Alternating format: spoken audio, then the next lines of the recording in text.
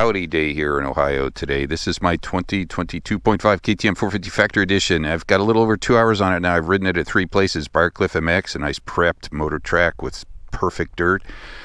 Grear MX, where it was really dry and hard pack and unprepped. And now today at my buddy's farm. This is my favorite place to test bikes or to ride them, just to get a feel for them, because it's got a little bit of everything from woods to old school GP kind of stuff. So after a little over 2 hours, my big impressions right now are standout. Number one is this engine, this new tiny little 450 engine. I think it's shorter front to back. The throttle response, 0 to 1/8 still very controllable, but 1/8 on, it just builds power and torque quicker. Last year in my 21.5 450 Factory Edition, I turned up the throttle response, put the black throttle cam in, 2-stroke air-filtered clean vented airbox, just to give it that kind of more lively, fun response. This one, bone stock. I'm not doing anything with it. In map 1, it feels great. Still has the stock throttle cam in it too. I haven't even put the aggressive throttle cam. Map 1 has plenty of response. It is got almost Japanese-like quickness, but yet still that Euro KTM smooth build power feel. Second standout, kind of the Ergos in the chassis.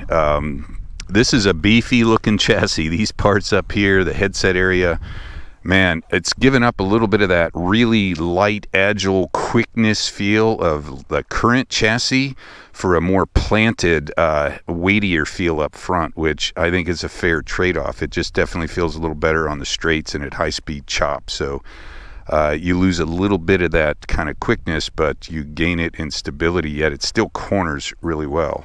Third thing's the Ergos. I love the way these things feel. It's so flat. The foot pegs, they've got, your foot is just right against it. You feel very connected to the bike. The seat actually has some foam in it. If there's any negative about the new Ergos, it's probably maybe 15 millimeters taller. So you're a little bit taller. I notice it when I'm in the woods, turning the bike around and goofing around in the woods, but I don't really notice it on the track. It does ride a little higher. Suspension-wise, they're air forks, so they're still polarizing. Every year I say they're the best air fork to date. Again, it's the best air fork to date, but the biggest difference is the hydro stop bottoming system. Usually with the bump stops last year, if I ran lower pressures, which I do a lot, especially for off-road, I could clank them and really bottom them quick. I have not bottomed these forks yet, even with the lower settings. Rear shock, it's got some anti-squat to it, so it definitely, when you roll on the throttle, you do not drop down into the suspension like you did before. So let's take it for a quick putt here. Like I said, probably, oh, it's got a quick shifter. I'm still on the fence about that. I just don't get it to work that good. But the new throttle is just, power is just so kind of, I don't know, responsive.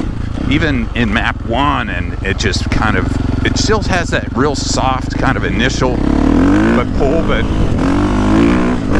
it builds the power a lot quicker. So I like that. And I've got traction control on now. Had a little bit of rain here this morning, so it looks dry, but the grass is wet and just makes stuff a little bit slick. But that progressivity of the power is so good, and the way it kind of rolls on.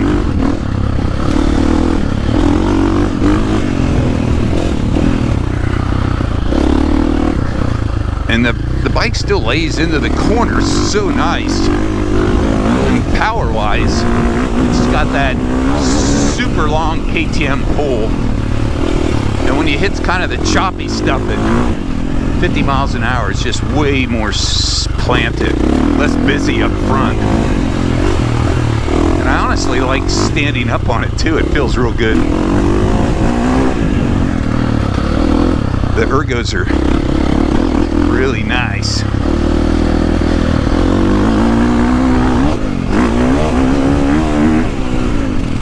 And like a KTM, it just keeps making power as you rev it.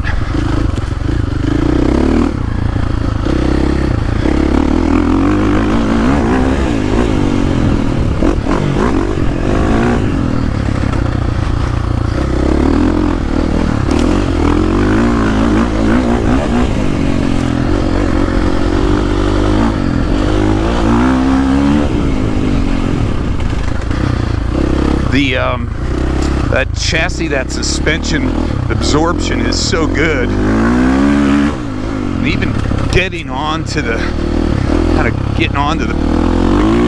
putting the power down, you just don't feel the back of it drop.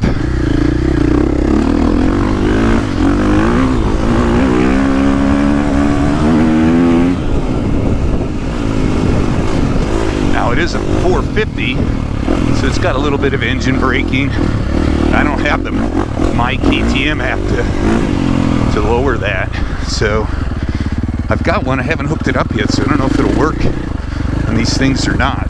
But yeah, I love the playfulness of the 450 engines. But now if I switch to map 2, turn traction control off, it's just just has that bark, which is nice for that deep loamy track. And I think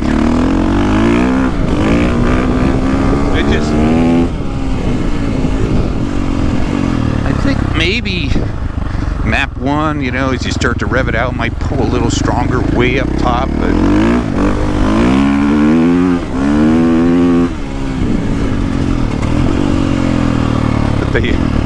it just works. I think they've done a pretty impressive job with this new chassis and engine. I like these switches. They're nice and small.